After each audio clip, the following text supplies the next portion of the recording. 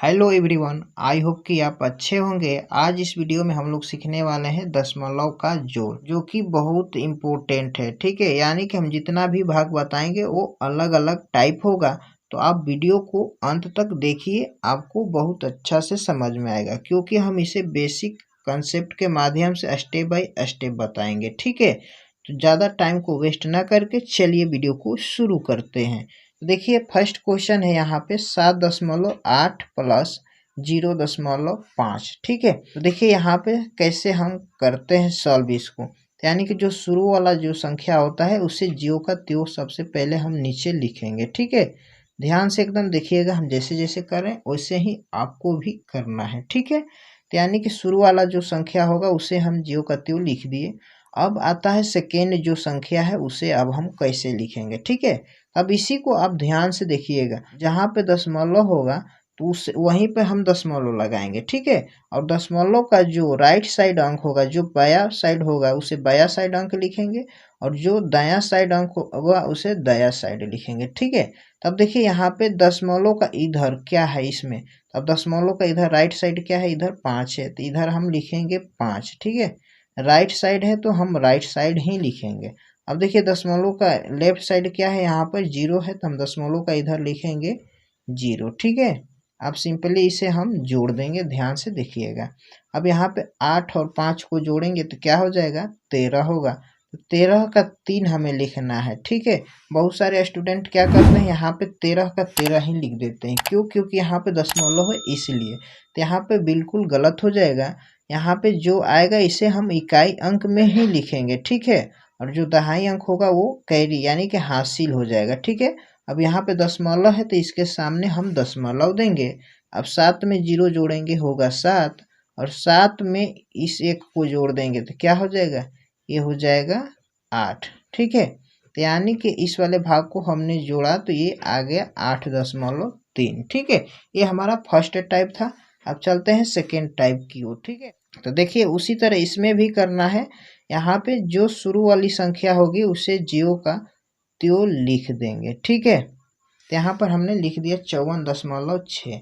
अब देखिए यहाँ पे सेकेंड वाली संख्या को हम कैसे लिखेंगे, सेम उसी तरह यहाँ पर भी करना है। यानी कि दशमलव का जो राइट साइड अंक होगा उसे दशमलव का राइट साइड लिखेंगे, और जो दशमलव का लेफ्ट साइड होगा उसे लेफ्ट साइड। तो यहाँ पे दशमलव इसके सामने हम लिख लिए, तब दशमलव का इधर जितना संख्या उसे हम लिखेंगे। तो यहाँ पे देखिए दशमलव का इधर 3 है तो सिंपली हम लिखेंगे 3, और उसके बाद 7 है तो लिखेंगे 7, और यहाँ पर देंगे 4। ठीक है, अब देखिए दशमलव का इधर क्या है, इधर है 9, तो यहाँ पर हमने 9 लिख दिया। ठीक है, अब देखिए यहाँ पे क्या करेंगे, इसे जोड़ेंगे। अब देखिए इसे हम बराबर करने के लिए हम यहाँ पे जहाँ जहाँ खाली स्थान है वहाँ पर हम 0 दे देंगे। ठीक है, 0 दे देते हैं तो ये हमें जोड़ने में बहुत आसानी होता है, इधर का उधर नहीं जोड़ा पाता है। ठीक है, यानी कि हमने 0 दे दिया तो इस सामने सामने इसे जोड़ेंगे, यानी कि 0 देंगे तो इसका कोई फर्क नहीं होने वाला है। ठीक है, तब इसे जोड़ेंगे। 0 में 4 जोड़ेंगे होगा 4, और 0 में 7 जोड़ेंगे तो ये हो जाएगा 7, और 6 में 3 जोड़ेंगे ये हो जाएगा 9। अब दशमलव है तो यहाँ पर देंगे दशमलव, 4 और 9 जोड़ेंगे होगा 13, 13 का 3 हासिल 1। ठीक है, अब 5 में 0 जोड़ेंगे होगा 5, और एक हासिल जोड़ेंगे तो ये हो जाएगा 6, जो कि इस क्वेश्चन का राइट आंसर हो गया 63.974। ठीक है, अब चलते हैं थर्ड टाइप की तरफ। ठीक है, यहाँ पे शुरू वाला जो संख्या होता है उसे हम जियो का त्यों लिखते हैं, तो यहाँ पर हमने लिख दिया। ठीक है, अब दूसरी वाली संख्या को अब हमें यहाँ पर लिखना है, तो कैसे लिखेंगे। तो देखिए यहाँ पे फर्स्ट वाली जो संख्या इसमें दशमलव नहीं दिया है, और सेकेंड वाले में दशमलव दिया हुआ है।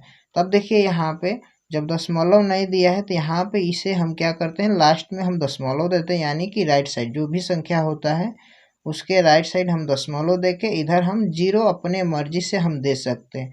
यानी कि यहाँ पे दशमलव के इधर 0 देंगे तो इसका वैल्यू कुछ नहीं होगा, ये लिखिए या ना लिखिए इससे कोई फर्क पड़ने वाला नहीं है। ठीक है, अब इसी दशमलव के सामने हम एक और दशमलव देंगे। अब इस वाली संख्या को सिंपली हम यहाँ पर लिखेंगे।